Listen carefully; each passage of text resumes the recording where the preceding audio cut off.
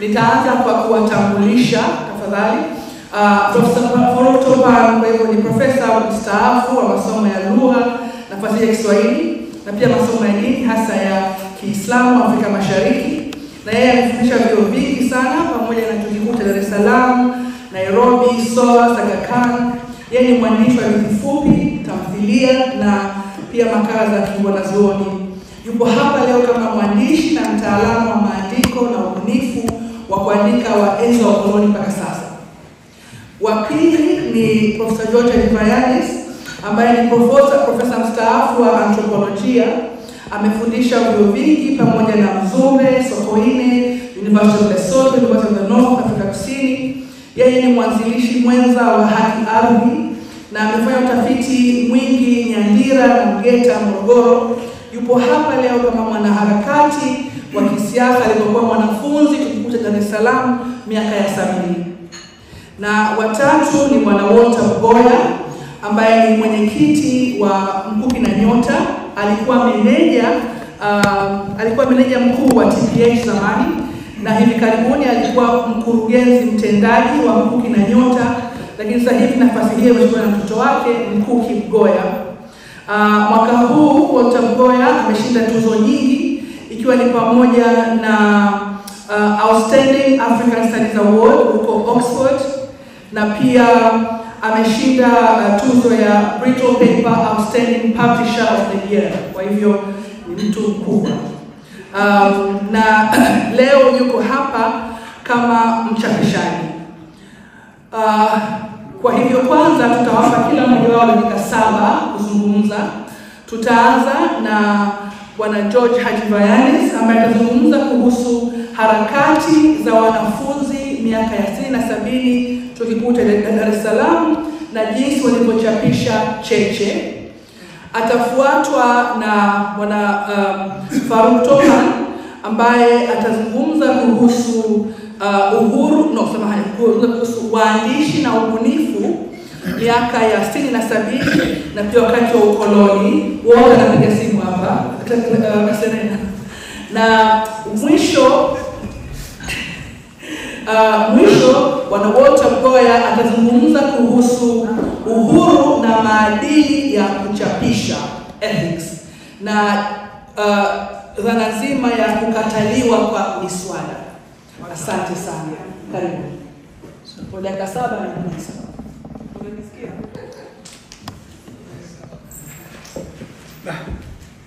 Tani mkubwa. Mtu mmoja hayupo bado yuko njiani, maana visa yake alikosa visa. Sasa jamani, mimi kifupi nataka kuzungumza habari ya harakati za wanafunzi kwa Tanganyika. Kwa hakika tutaanza na 61. Mwaka 61 ndio Tanganyika ilipata uhuru. Lakini unajua uhuru, kila mtu alikuwa anajua uhuru kwa namna yake.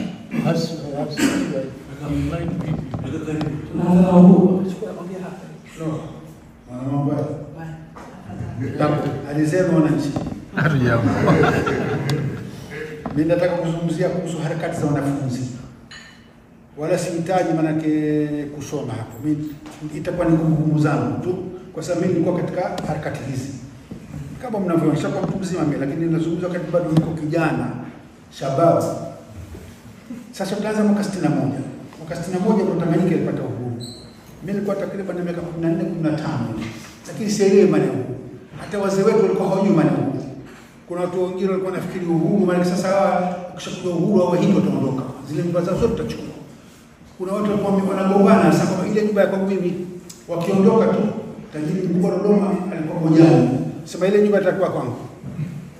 Sasa wanafunzi hata kadhalika wao wakifikiri kwamba sasa tukishapata uhuru sasa tutabadilisha majina ya shule zote hizi. Ilikuwa ni kuondoa masalia ya ukoloni. Hiyo ndio ilikuwa vuguvugu la wanafunzi. Kuondoa masalia ya ukoloni. Hatuna chochote lakini tumepata uhuru kwa sababu serikali imepata uhuru. Tangu ilikuwa pale tangu Tanganyika African National Union inapiga makelele. Wakati bendera inapandishwa asubuhi, noto mnasimama. Bendera ikiteremshwa chini ya 5, sio serikali ya 5 hiyo. Ikiteremshwa wote mnakaa kimya. Hata kama unatembea pale unasita. Na maki kinapigwa king'ora. Wanataka kuonesha nguvu zao. mpata uhuru, Mwafrika akapata uhuru. Mafahamu? Sasa sisi wanafunzi ndio tukapata kiburi. Sasa mashule yote Tanzania wakati wa Tanganyika ukawa na vuguvugu, lazima kubadilisha majina, kuondoa masalia ya ukoloni.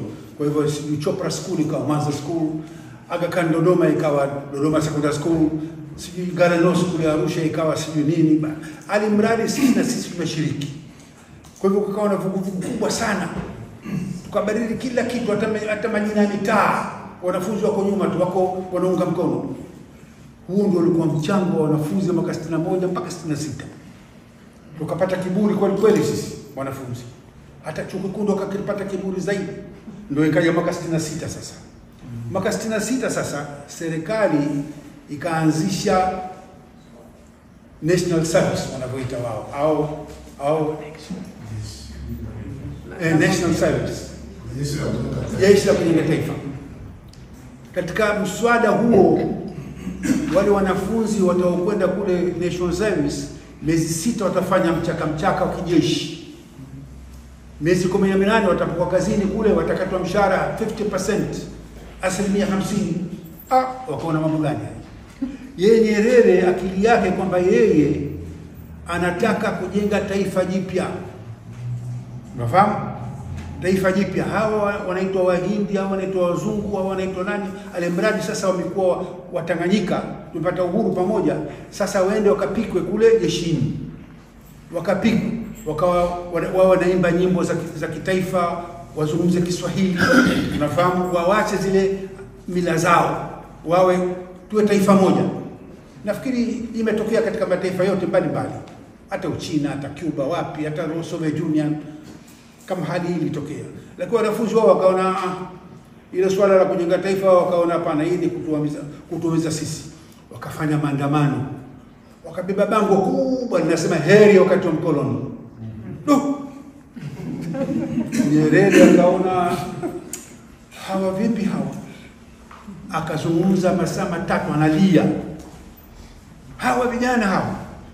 Shule tumejenga university wanasoma bure. Pesa zenu wenyewe wazee.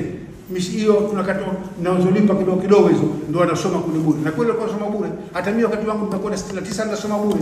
Vitabu bure, kila kitu bure. Kwa hivyo hata yule ambaye alikuwa hana habari na wanafunzi kugoma akawa amepata uchungu mkubwa sana. Nyerere akatumia nguvu zote zake za kidola. Akawafukuza wakaenda nyumbani wanafunzi wote. Nyumbani moja kwa moja wasirudi tena. Hapo sasa ndio yakaanza mabadiliko sasa.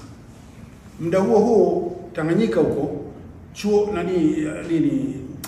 uchumi wetu ulikuwa ni katani, tunauza katani mkonge ambaye alileta Mjerumani kutoka Mexico.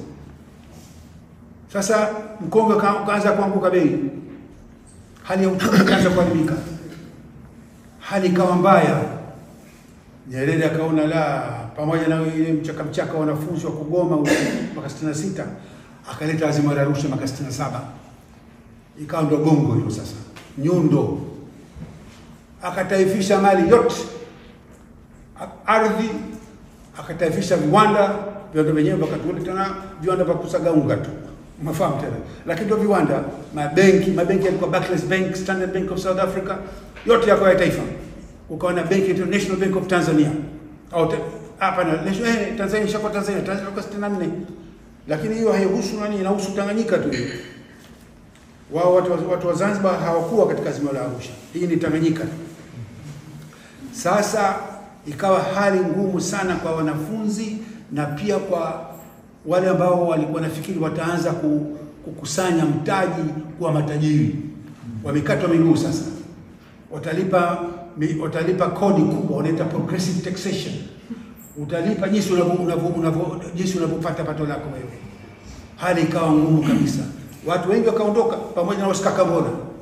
Akawa ndo mpinzani wa kwanza alioondoka nchini kwenda Uingereza, kwenda kuanzisha mapambano dhidi ya ujamaa. Sasa sisi wakati huo wanafunzi wa chuo kikuu ndio tukaanzisha sasa siasa ya mrengo wa shoto. Siasa mrengo wa shoto umetokana na azimio la Arusha. Lakini japokuwa kabla ya hapo pia kulikuwa na Watanganyika waliokwenda Urusi, Soviet Union, walikuwa wamekwenda Uchina, wamekwenda mashariki ya Eastern Europe ya Ulaya. Wale walirudi na fikra za kimaendeleo za mrengo wa shoto, walirudi, lakini walikuwa hawana nguvu. Lakini ilipokuja Azimio la Arusha wakapata nguvu sasa. Sasa ndio ikaanza vuguvugu la mrengo wa shoto. Mwaka 69 nilipoingia chuo kikuu mimi nikakuta sasa TANU Youth League ndio ilikuwa chama cha TANU cha wanafunzi cha vijana na waka moto, kwa sababu muda huo wanafunzi walikuwa wamekuja kutoka Ethiopia, kwa sababu kule kulikuwa na mgomo, wakawa wamekimbia na muogopa Haile Selassie. Malawi banda akaleta matatizo, wanafunzi bado wakaja, Uganda, Kenya vile vile wakaja. Kwa hivyo wakaanzisha chama kinaitwa USAF, University Student African Revolutionary Front. Hicho chama ndio ikawa mmoto vuguvugu la mrengo wa shoto. Ndio wakaanzisha gazeti la Cheche. Mimi nilikuwepo. Editor wa Cheche alikuwa anaitwa Karim Cheche. Na wengine wawili alikuwa Zakia Megji, wakati Zakia Hamdani, sasa anaitwa Mrs. Zakia Megji, pamoja na marehemu Mapolo, Henry Mapolo. Hawa ndio wakatukusanya sisi, tukawa tunaanza sasa gazeti la Cheche. Waandishi wa kwanza kina Rodney, kina Isa Shiji. Isa Shiji sasa ndio alileta matatizo. Akaandika insha yake inaitwa The Silent Class Struggle. Sisi tukachapisha bwana. Leo hiyo ikawa gongo. Inasema kwamba kumbe Tanzania sasa sisi tuko katika matabaka. Ule uhuru unazungumza, ule uhuru ile ni pambizo tu. Pambizo, side show. Ongea side show. Pambizo. Issue sasa hivi ni kwamba nyie mnakula, sisi hatuli. Na wale wanafunzi wa chuo kikuu mlisema wasile kwa sababu watalipa mishahara, watakatwa mishahara. Nyie mbona mnakula sasa? Kwa sababu sasa walipotaifisha vile viwanda na nini, pesa zikawa nyingi. Hata vile viongozi wa chama walipokuwa wanakuja chuo cha Dar es Salaam wanasema, unajua sisi pesa sasa zinakuwa nyingi sana. Shida yetu kubwa sisi hatuna miradi. Hebu pendekezeni miradi sasa. Kuna miradi nyie? Nasema watu sasa wanatufanyia maskara, sio? Ndio Cheche sasa ikaanza kuwafichua sasa. Ikaanza kuwafichua. Makala ya Cheche yakawa makala moto moto. Marungu, Magongo. Nyerere akaingilia kati. Wakati huo sasa chuo kikuu cha Dar es Salaam kimeshakuwa chuo kikuu cha Dar es Salaam cha Tanganyika, cha Tanzania. Na huyo vice chancellor Mtanzania, na chuo kikuu kimekuwa cha Tanzania, na itikadi sasa imekuwa itikadi ya TANU, mafahamu au ya CCM. Alikuja kama vile alipokuja Caesar alipokuwa anaingia Rome wakati ameshinda Pompei. I came, I saw, I conquered.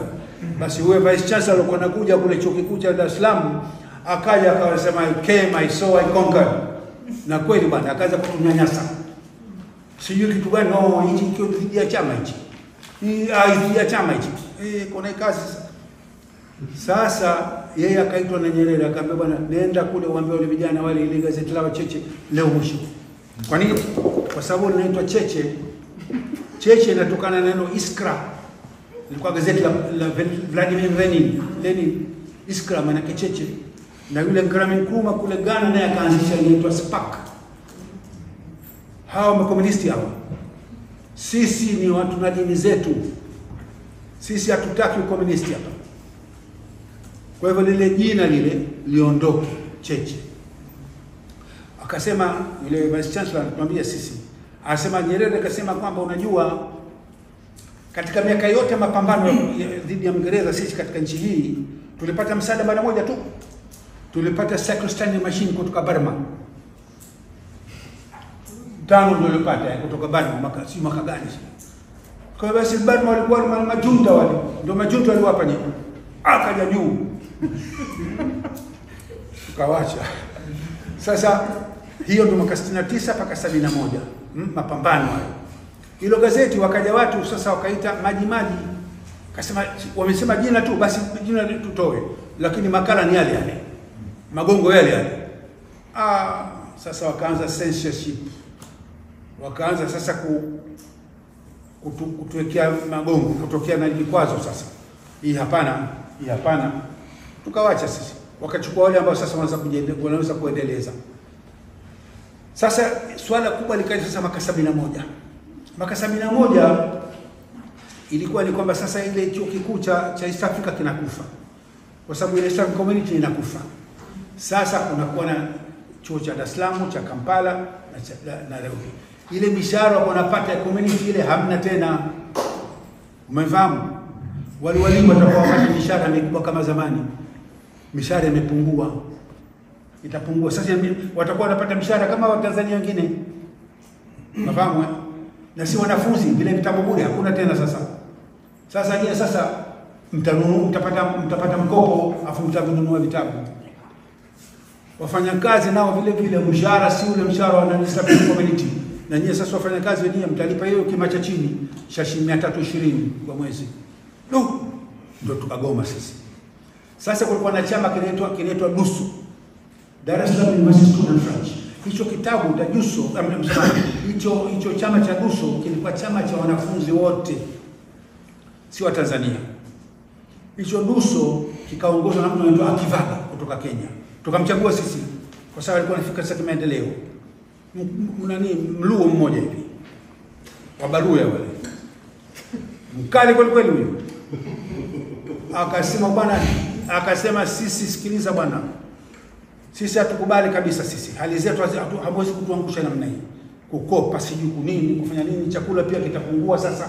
Zamani unajua chakula chetu kuku alikuwa anatoka Sweden. Tulikuwa tumelelewa vibaya kwa kweli. Unasikia bwana? Sasa wanafunzi wakagoma bwana. Wakasema hapana bwana, haiwezekani. Kutonyima maslahi yote haiwezekani. Kaanza mgongo. Yule vice chancellor wa chuo kikuu tumwambia tuko pale chini pale. Mwambie njoo chini tuzungumze. Haji ndio alikuja kutuambia kwamba cheche imekufa lakini hakuna. Lakini tukaenda kule juu. Watu kadhaa tukaenda kule tukamwambia njoo bwana. Ongea na wananchi. Akateremka chini bwana. Akasema comrade, watu kamtupia mawe. Wewe toka lini unajua comrade? Haiwezekani wakamtupia mawe bwana, akapenda juu, akapanda juu na sisi tukaona kweli usio kamua hawa. Sasa wakati wa Nyerere yuko Dodoma akasema mimi nitakuja kuzungumza nyie tu kama mtawacha mdomo wenu. Kumbe wakati huo wamekuja polisi bwana, wakaja polisi wakamkamata Kivaka wakamrudisha kwa Kenya. Akasema mimi ubaguzi gani huu sasa? Huyu ni mwanafunzi kiongozi wetu sisi, huyu hawakilishi Kenya na anarudisha sisi. Hali ikawa ngumu kabisa. Maana kukawa wanafunzi hawaendi madarasani, walimu hawaendi madarasani kwa sababu walimu nao hawana mshahara mzuri tena sasa. Hali ikawa ngumu sana. Wakati huo sasa ikawa sasa chuo kimekufa. Hakuna chochote. Sasa wakatumia ujanja. Nyerere akasema mtaleta wawakilishi Ikulu. Niongee na nyinyi lakini nyinyi mrudishe darasani. Tukapima ubongo akasema bwana wewe hii hatari, wacha turudi. Tupeleke wawakilishi wetu. Wakaenda wawakilishi wetu kama sikizeni. Tushakuwa nchi moja sasa sisi. Hali itakuwa yote kwa Watanzania wote, sio tena community haipo tena. Posta ya Tanganyika ya Tanzania, Railway ya Tanzania, Bahabas ya Tanzania, hakuna tena ya East Africa. Basi ndo yakaisha hivyo. Hayo ndio mapambano tulikuwa nayo. Azma yetu sisi kuanzia mwaka 69 ilikuwa ni kujenga jamii mpya. Jamii ambayo haina matabaka. Lakini tunazungumza hivyo sisi hatuna madaraka. Ni siasa tu. Lakini tulipata nguvu kwa sababu kule Madagascar wanafunzi waliungana wakaangusha serikali. Unafahamu? Ethiopia walifanya vile lakini Haile Selassie akaja juu kabila utoroke. Sasa na sisi tukafanya hivyo hivyo. Kaona bora sisi tuache. Hatuna nguvu, tuna maneno, tuna mdomo tu. Mimi nimemaliza.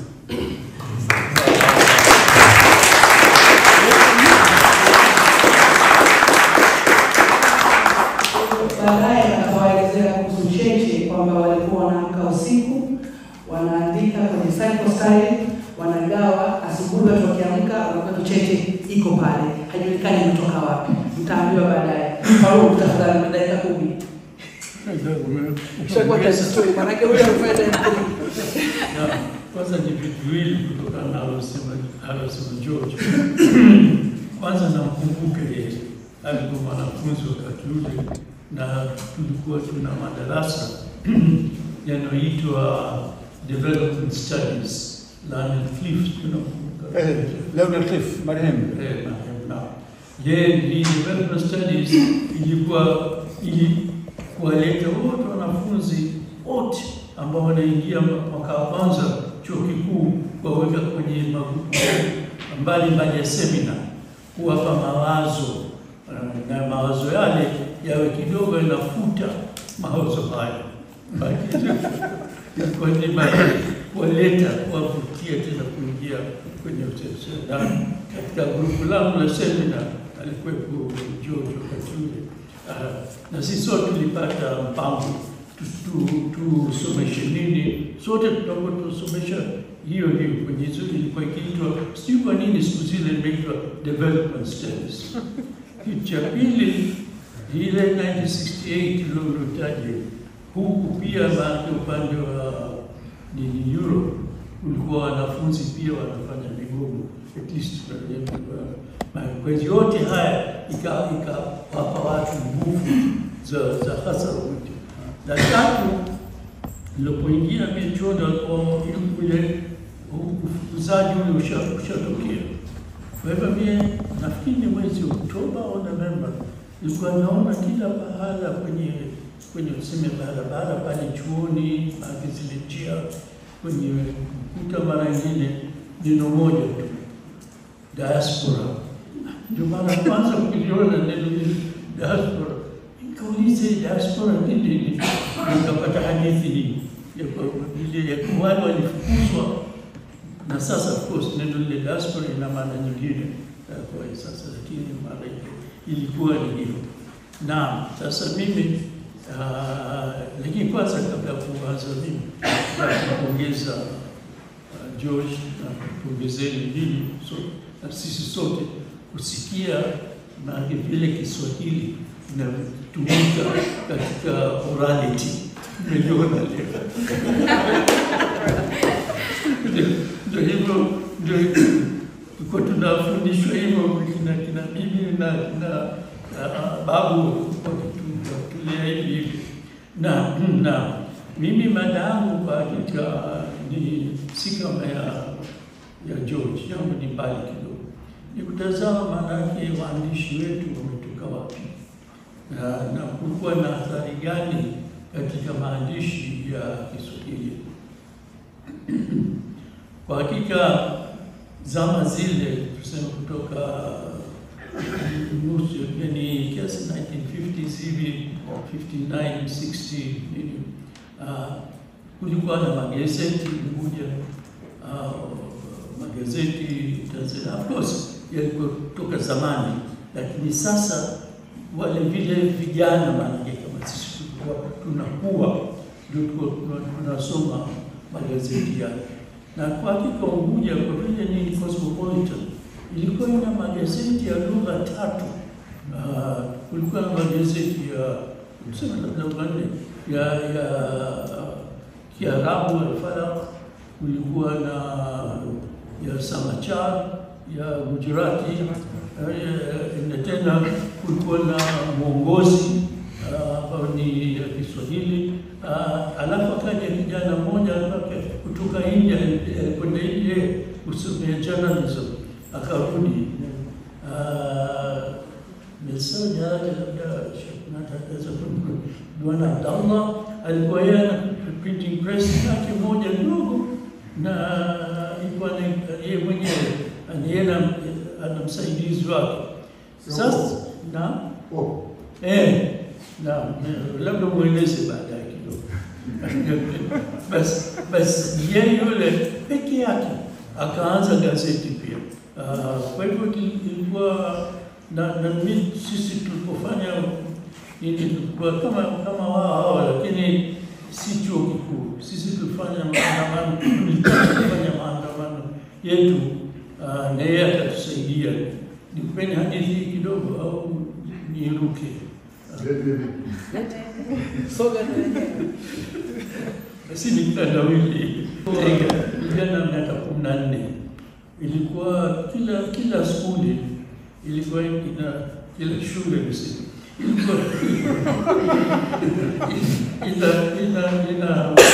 Ina darasa primary, alafu unafanya mtihani shule ile, unaingia secondary shule ile. Sasa 1954 ikaja mabadiliko ya kuwa wanataka uwe mtihani mmoja tu kwa wanafunzi wote, yani national examination.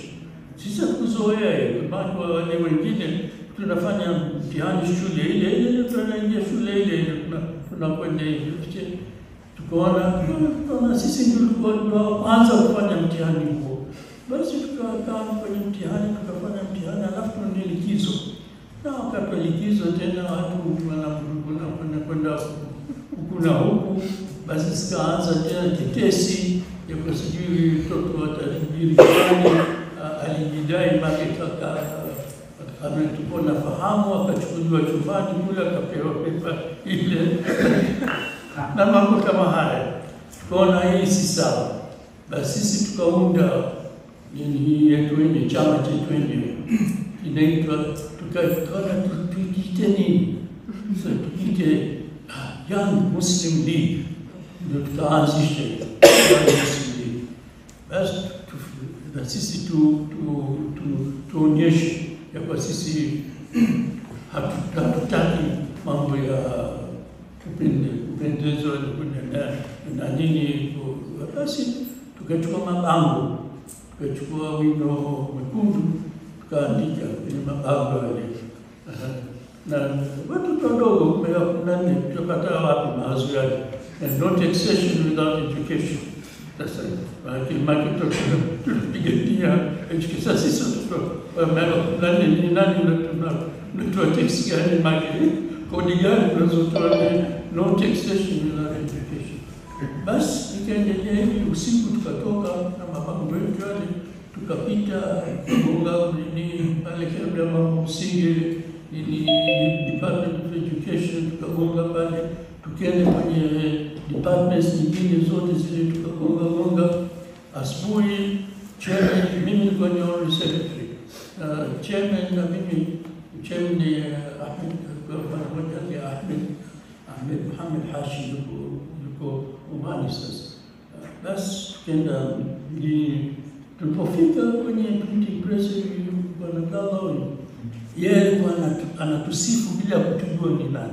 Sasa hii ni sasa ni hawa watoto washaanza sasa, sio watoto, watu washaanza kuamka, tazama ni nini. Sasa je, tujijulishe kwa hiyo? Ndio tutakwambia ni sisi. Nini? Sasa basi nini? Sasa kufanya maandamano hii ni njiani sasa. Nenda kazungumza na Muslim, mimi manake honorary secretary. Mkenda kama shirika tutafanya maandamano, hasa msifanye maandamano bila ya police escort. Lazima sasa vipi pale? Asiandika barua kwa commissioner of police. Basi mimi honorary secretary nikaandika barua, tunataka kufanya maandamano kwa sababu for justice and education. PO Box 218. Sasa ile PO Box 218 babangu. Basi barua kwa bahati nzuri alikuwa hapo kuja. Kwa mimi na kwenda kufungua box. Na ipate ile barua inatoka CID, Criminal Investigation Department. Betelajai. Kwa Mwingereza moja yake Mr. Drury ndiye aliyojua. Kanipa appointment John tuonane saa kadhaa. Mimi nikaenda na kwa heshima yake nikavaa koti. Umekuta mazamani. Nilipoingia pale bidi moja ya Kiingereza, anasema nataka ni mati mtoto. Nataka nini? Kama ndio kwa naona Mr. Drury. Aswena mimi Farutari wakati ule nilikuwa situmii toba. Sasa wewe kama ndio cho kaa kwenye meza na mwanaduni kakaa pale. Tukaanza ananiambia wewe kwa nini unataka maandamano? Kwa sababu nasema hii ni idara ya elimu inatunyima elimu sisi.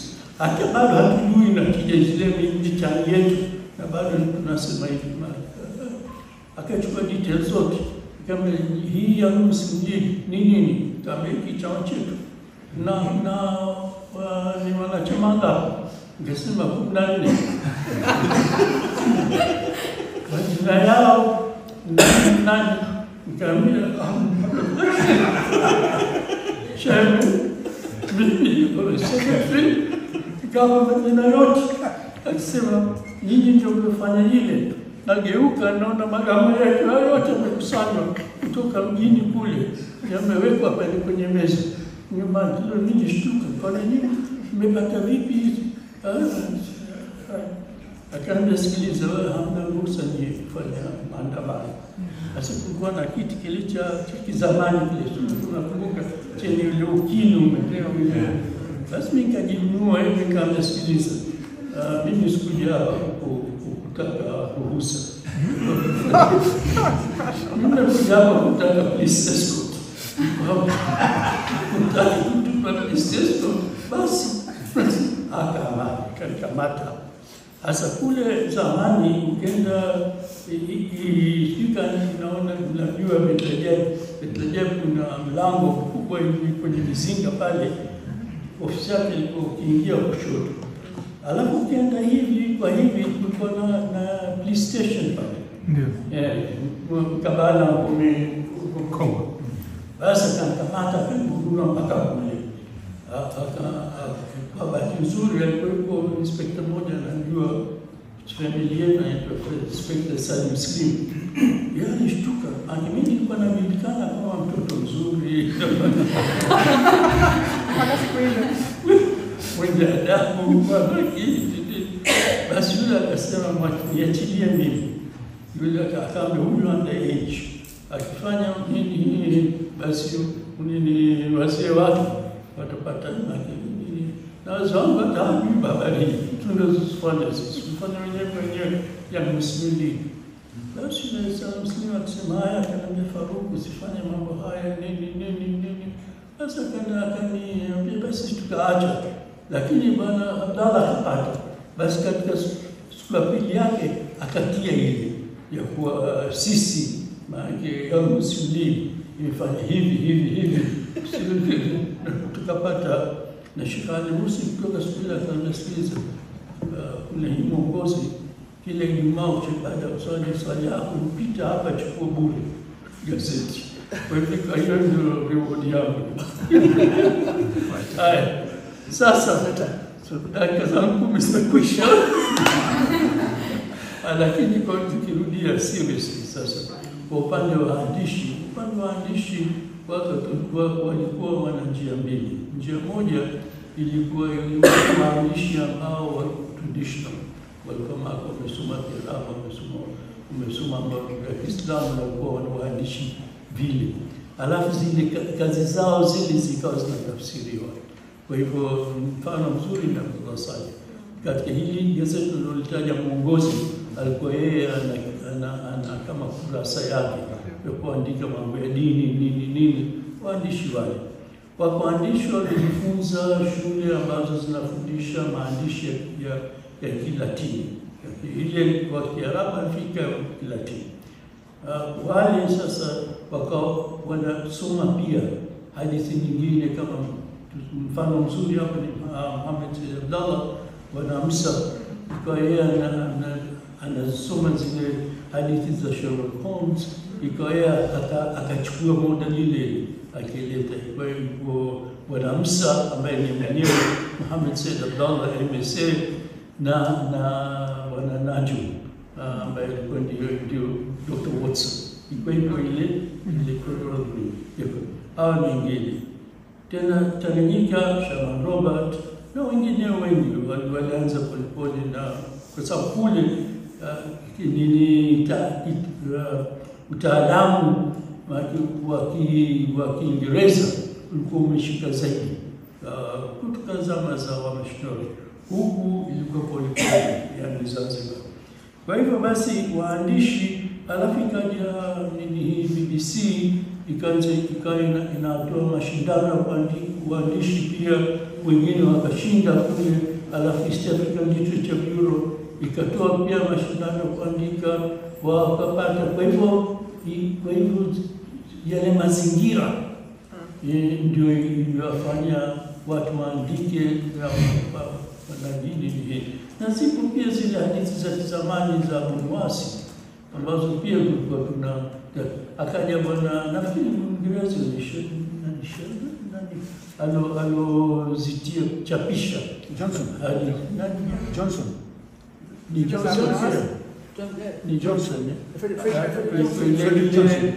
Hadithi ya Bunwasi zote zilizokuwa pamoja. Basi asante sana.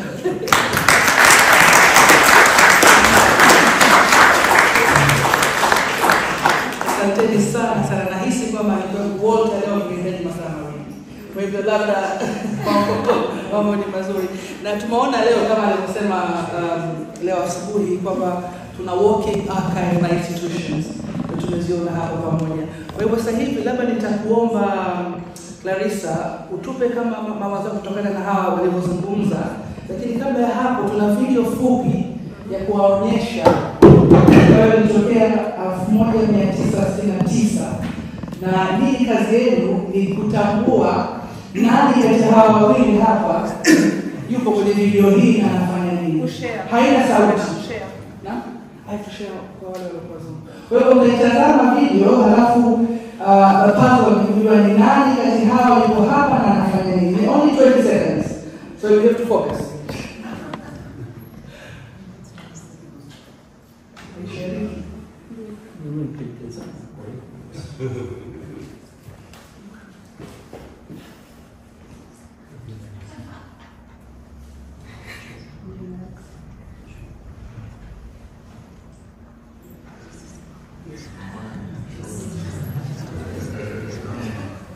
Tayari. Mmeiona? Au mnaona tena? Nani mmemwona na alikuwa yupi? Huyo hapo.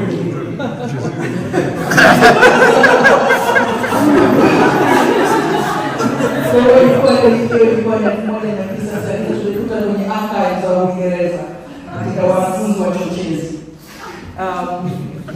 Karibu Clarissa, kuna mawazo yote ya kusema magazeti yaliyokamatwa na Vice Chancellor alifungwa. Naam, hata yani sitasema mengi. Asante sana, nadhani kwamba tumepata ya chumvi. Ongeza chumvi. Basi sawa. Asante sana kama tumeona kwamba kwa kweli kuna historia kwenye maisha ya watu, sio kwa historia ambayo inaandikwa. Lazima kwa miaka sasa nimesema kwamba lazima tuandike intellectual history ya chuo kikuu cha Dar es Salaam. Haswa na labda pia Unguja pia na historia yake, lakini vile vile kwa sababu kwa miaka ya 60 na 70 ilikuwa ni kama kituo kweli kwa watu wengi, na hata unaona kwamba sasa wewe sasa hatuoni tena umebeba Che Guevara. Pia tunaona aina ya international movement, na kwamba kwa kweli ilikuwa ni mazingira ambayo yameathiriwa pia na mawazo ambayo yamekuja kutoka nje. Na pia labda hii ilikuwa ni swali, kwa nini wawili mmepata sasa fikra hii ya kuanzisha Young Muslim League ama hata Cheche kutoka kwa nani? Bila shaka ilikuwa ni kwenye mazingira ya kujitetea na ya ukombozi. Na kwa sababu mara nyingi tunaangalia Tanzania tu peke yake kama ingekuwa ni ya nchi ya Tanzania, vile vile tunaona kwamba kuna international influence.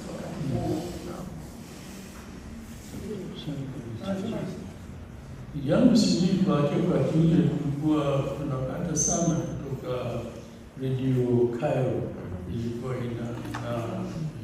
inaleta maanake zile program zake, na of course tumejua kwa kuna nini chama kinaitwa Msimlili. Lakini sasa ilikuwa ni Msimlili ilikuwa inafanya nini, lakini kwa hivyo tukachukulia tukaita Young Msimlili. Na hapo kimetajwa hivi karibuni kwenye kitabu cha Hashim, kinaitwa nini kile, mimi Mapati na mapinduzi ya Zanzibar. na mapinduzi yake. Kimetajwa Young Msimlili kwa sababu Young Msimlili kilikuwa ni chama cha kwanza cha kuunganisha vijana wa Zanzibar, lakini si kisiasa, ilikuwa kwa upande wa kielimu. Na baada ya ile hadithi niliyokuambia, tuliendelea sisi kwa miaka mitatu nafikiri.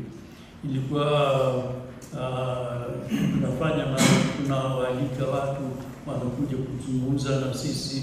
Said Omar Abdallah Mwinyi Bakara alikuja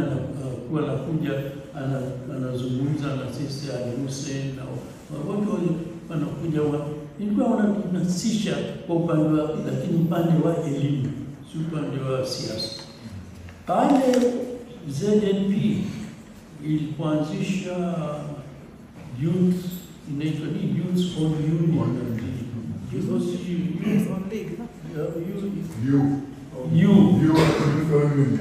Youth on Union. Ilipoanzisha ile, ikawa ile ya siasa, basi wote wakenda kule kwa upande wa siasa. Na Young Msimlili ikafifia wakati ule. Kwa hivyo hii ilikuwa kesi ya miaka. Tulikuwa tuna ofisi yetu pia, chumba kimoja. Tumefanya hiyo ofisi yetu, lakini kwa mambo yote ya kielimu.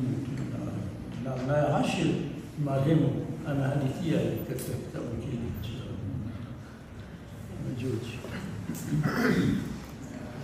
Hakika sisi tulioingia chuo kikuu tulikuta tayari kulikuwa na mapambano. Unasema? Ndio. Mapambano haya yalianza Faculty of Law, kitivo cha sheria. Ulikuwa na Wamarekani katika kitivo cha sheria, sikumbuki majina yao. Wao walipendekeza kuwe na military law kifundishwa. Na wanajeshi kutoka Lugalo waje kuwa wanafunzi wajifunze military law. Wanafunzi wakaona hii sasa hii hatari. Huu ulikuwa ni mpango wa CIA katika kuingia katika jeshi la Tanzania. Kwa wanafunzi wakaanza mgomo. Wakina Shiji, wakina Kileo, wakina Kinyanjui, huyu Museveni wa Uganda, kina Kategaya, wote walikuwa members, walikuwa wanachama wa USAF. Kuna wengine wa Ethiopia na nini. Kukaanza mgomo baridi. Alafu na mgomo moto vile vile. Mwisho wakafuta kwamba haiwezekani kabisa wanajeshi kuja chuo kikuu kufundishwa. Na wale walimu ambao walikuwa wameshukiwa wale, pole pole wakaondoka. Na kweli kajulikana ni kweli. Kwa hivyo ile vuguvugu lilikuwa lishaanza. Sasa vuguvugu ile likasukumwa na Azimio la Arusha. Alipokuja Nyerere na Azimio la Arusha, ile lugha ya Azimio la Arusha ile ilikuwa lugha sio lugha sahihi kwa hakika katika kujenga socialism. Hapana. Ilikuwa ni lugha ya kutaifisha tu. Kutaifisha mali na kusonga mbele au na kusudia kwamba kupeleka mbele utaratibu ule ambao aliwacha mkoloni. Hakuna tofauti. Kwa hiyo sisi tukaanza sasa, mimi nilipokuwa chuo kikuu sasa nimeingia, tukawa tunakutana Faculty of Law, kitivo cha sheria. Kila Jumapili tunakwenda kule, wale viongozi wetu wale kina Kileo, kina Shiji, kina nani, na kuna yule Karim Hiji ambaye alikuwa editor wa yule alikuwa anatayarisha kabisa mitaala. Jumapili hii itakuwa somo hili, Jumapili ijayo itakuwa somo hili. Kwa hivyo tunaanza na the end of classical philosophy, Hume. Siku nyingine inakuwa sijui Marx on capital. Nyingine inakuwa sijui what is to be done, Lenin. Kwa hiyo tunakwenda hivi tukapikika. ile Sunday classes tukapikika kule, tukawa sasa wakali kweli kweli kisiasa. Tukaanza kuona kwamba huu jamaa huu sio jamaa ule ambao utaweza kukomboa wafanyakazi na kulima. Hapana, huu jamaa anazungumza huyu ni ule jamaa wao wenyewe tu kujijengea. Maana pale tukaanza kuona sasa mabenki yale na nini, watu wanaofanya katika serikalini wanaanza kupata marupurupu.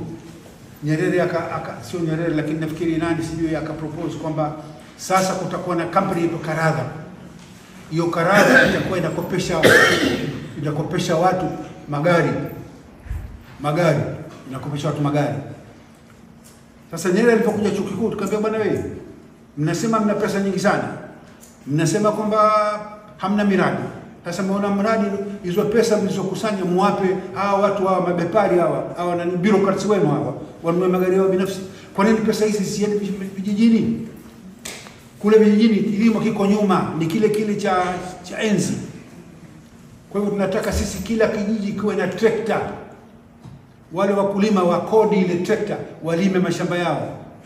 Akasema hapana. Unafahamu bwana? Hapo tukafarakana sasa. Tukaanza kufarakana. Sasa vuguvugu hili la cheche ilikuwa ni kutoa mawazo yetu sisi. Lakini sasa hatuna pesa, tutachapisha kitu gani? Kwa hivyo tukaanza kufanya ujanja wetu, ujanja wa porini. Kulikuwa na mfanyakazi mmoja anaitwa Mambia kule Faculty of Law. Yeye alikuwa anahusika mambo ya secretary style. Tunaongea naye, hasa bwana nishawekea mlango kwa wazi. Nendeni, makaratasi yako pale, wino uko pale, secretary style machine zima. Tunakwenda usiku saa 6.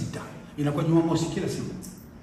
Tunaanza kuchapisha ile secretary style ya zamani ile, unatia wino, alafu kuna stencil unaweka ile, ukishapiga type ile, alafu stencil unapiga type ile, alafu kwa makaratasi una durufu yanaondoka ile, au sio bwana? Halafu tunajikusanya sie, tunakuwa wengi, tutakuwa mimi nani Zakia sio nani sio Megji marehemu Megji, tunakuwa kina Mapolo sio kina Chohan kina Hirji wewe kina Ida kina nani, wengi tu, sio wewe. Unafahamu bwana? Alafu tunafanya staple tu sisi. Alafu huku juu alichora nani ile Megji alichora picha ya wafanyakazi wameshika majembe na wengine wameshika bunduki. Asubuhi saa 12 tushamaliza, tushafunga milango, tushasafisha kila kitu, tukaenda kule kuju kama walikuja watu wakafanya secretary style. Tulikuwa tunalala saa 2 asubuhi, wakati wanakwenda kunywa watu chai siku ya Jumapili tunawagaia. Lakini sasa ikaona leo tuuze au sio, itakuwa hatuwezi kuona magazeti kila siku. Tukaanza kuuza shilingi 1. Kila gazeti shilingi 1. Tunasapisha kama 300 400 yale yanakuwa kunakuwa na makala chivi yanakuwa Walter Rodney ambao anajulikana wakina sio nani kina nani, hata si pia tulikuwa tunaandika. Mimi nilikuwa naandika poems ndogo. Nafahamu bwana? Sasa nauza zile, lakini sasa hatunazo tena zile, sio zimekwenda wapi hapa. Sasa habari zile zote tumeweka katika gazeti linaitwa katika kitabu kinaitwa Cheche. Ukisoma Cheche mwana ndani mimi na makala yangu habari ya wafanyakazi wa usiku wanaochapisha magazeti ndio mimi. Nimeandika habari zetu tulikuwa tunachapisha nini. Sasa mwisho tukawa tunapata pesa kidogo, tunaendelea. Ndio mwisho sasa tunafikiria kwamba sasa itakuwa gazeti gazeti. Ndio wakati huo tukapigwa gongo. Mambo yakaisha. Sawa. Na angalia unasema hapa kwamba muda umekwenda. Kwa hivyo labda sasa nenda kuhusu miundombinu, lakini naona bora niwape hadhira. Labda tuchukue maswali 3 kwa pamoja wayajibu, halafu baadaye kwenye chai tutaongea zaidi. Nani ana swali? Lakini si swali la comment, swali la kuuliza. Okay, tafadhali. Ninachouliza ni kwamba kuna sehemu ya historia ambayo binafsi sijui na ndio sasa hivi naijua.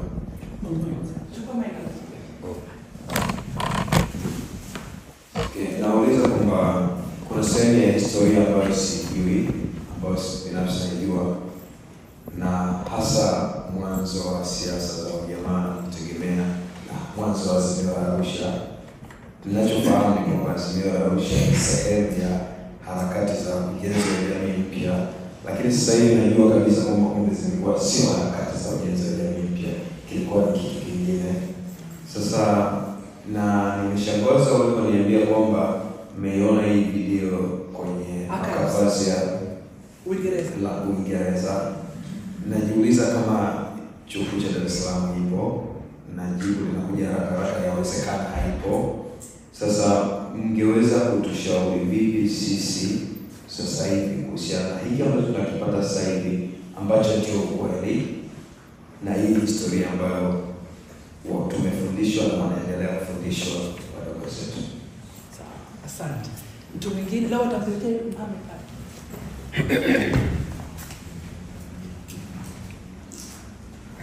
Nimefurahi kusikia hadithi za wachochezi wawili wakubwa. Nilikuwa nataka kujua sasa hususan kuhusu upande wa George, kwa sababu kuna matukio ambayo hajazungumza ambayo yametokea baina ya wakati wa uhuru mpaka wakati huo. Kuna riot iliyotokea katika jeshi la Tanganyika ambayo ilikuwa pia katika hizo harakati za kutaka kumtoa mkoloni. Nimesikia hadithi pia, si kama kweli au uongo, kwamba Mafia na wao pia walivunja barabara zile ambazo zimejengwa na mkoloni katika harakati za kumtoa mkoloni. Sijui kama ni kweli au, lakini nimesikia hivyo. Halafu kitu kingine ni muungano baina ya Zanzibar na Tanganyika. Tunajua kwamba muungano umeletwa na Marekani. Haukuwa ni muungano wa Pan-Africanism kama unavyozungumzwa, lakini ulikuwa ni katika harakati za kutatua swala la wakati wa Cold War. Baada ya muungano, zile elements ambazo zilikuwa zinaonekana za mrengo wa kushoto au za kikomunisti kule Zanzibar zilihamishiwa bara. Hawa waliohamishwa bara, wakina Babu na wengine, hawajakuwa na impact yoyote katika Tanzania kwenda kwenye upande wa kufuata siasa ya jamaa.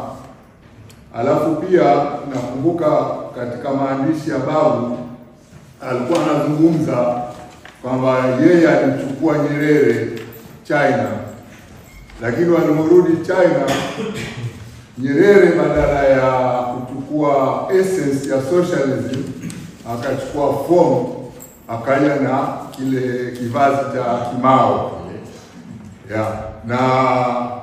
Na fahamu mimi kwamba Babu na Nyerere hawakubaliana kwenye nani, na tunaona hicho kwenye kitabu cha Babu kile African Socialism or Socialist Africa.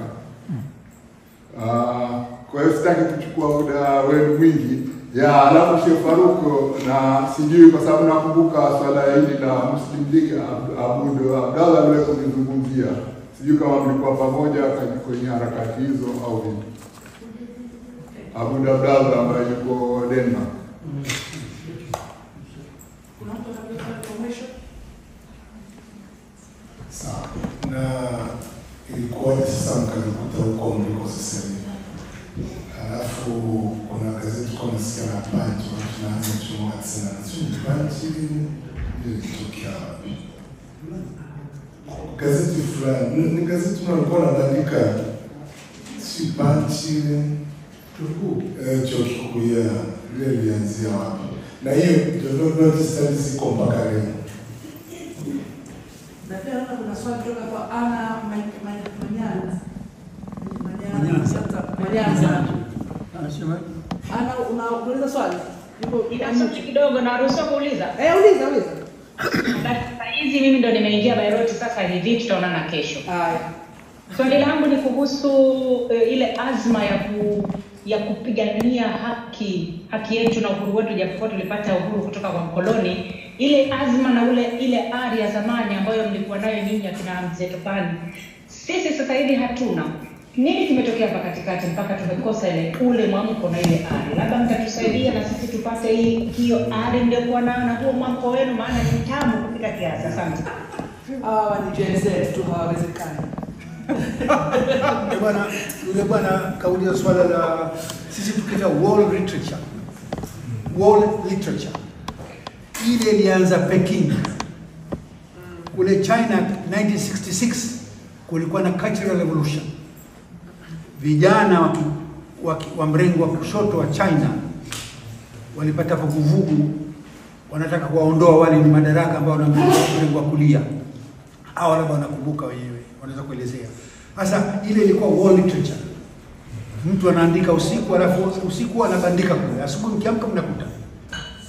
Sasa ile ya Dar es Salaam ile ilikuwa ni sisi, yani watu wa mrengo wa shoto tunabandika. Lakini baadaye sio tu katika ile world literature pale cafeteria, hata katika ile daraja ile. Kulikuwa na daraja kutoka hall 1 unaingia chini, juu kuna magari yanapita. Pale pia kulikuwa na unabandika.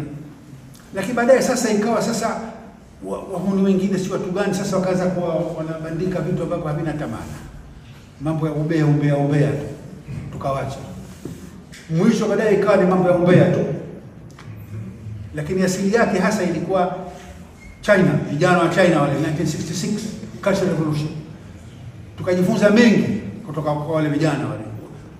Mbinu zao za kupeleka mbele fikra za kimaendeleo. Nafikiri kwa kuna swali kuhusu access to materials kama hizi.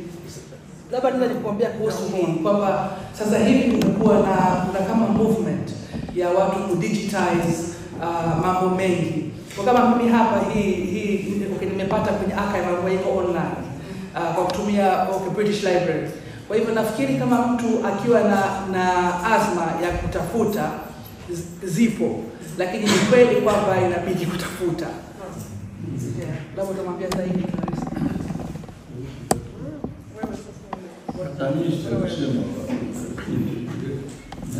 Nataka nisahau ile swali lenyewe. Nafikiri kwa bwana